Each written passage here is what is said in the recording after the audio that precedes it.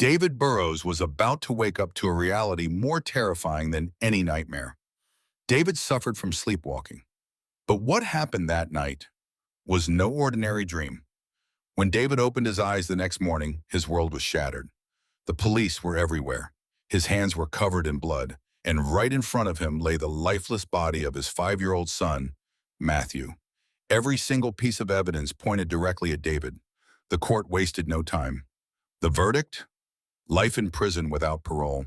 A father convinced he had accidentally destroyed his own universe was left to rot behind bars. The story should have ended there, but the real conspiracy was just beginning. 5 agonizing years passed in maximum security. David had lost all will to live. He was just a ghost waiting for his time to run out. Until one afternoon, an unexpected visitor arrived in the prison visiting room. It was Rachel, his ex-wife's sister.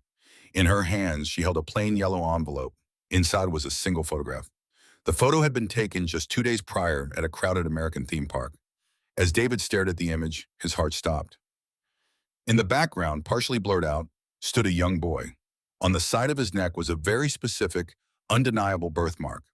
It was Matthew, alive, and now 10 years old. This single photograph destroyed the prosecution's entire case. If Matthew was alive, whose body did they bury 5 years ago? And more importantly, who framed David and why? An innocent father with nothing left to lose is the most dangerous man alive.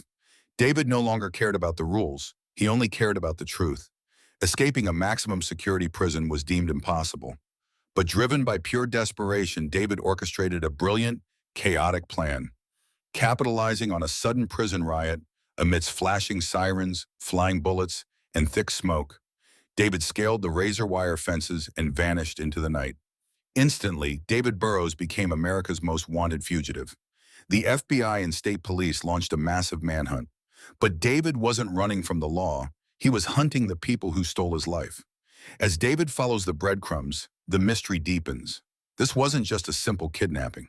He uncovers a dark, highly organized syndicate operated by some of the most wealthy and influential figures in the country. A multi-million-dollar black market where children are stolen, given new identities, and sold to the elite. Even more sickening, David realizes that the betrayal came from within his own circle. The people he trusted most had sacrificed him to keep this horrific secret buried.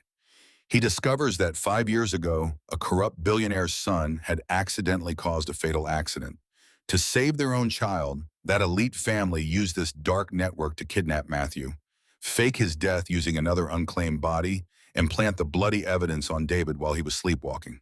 Bleeding from gunshot wounds, with police sirens echoing in the distance, David finally arrives outside a heavily guarded mansion. Through the window, he spots Matthew, living under a stolen name, completely brainwashed into believing his real parents had abandoned him. In a heart-pounding final confrontation, David breaks into the mansion, coming face to face with the corrupt billionaire and the FBI agents closing in. Instead of running, David uses the billionaire's own security cameras to live stream the truth to the entire world, exposing the child trafficking syndicate globally. Seeing the undeniable proof on screen, the FBI switches targets and arrests the corrupt elites. Just as David collapses from his injuries, Matthew looks closely at his father. Recognizing the old lullaby, David whispers with his last bit of strength. The bond of blood wins. Matthew kneels beside him, crying, finally remembering his real father. David survives, his name is completely cleared, and a father and son are finally reunited after 5 years of living hell.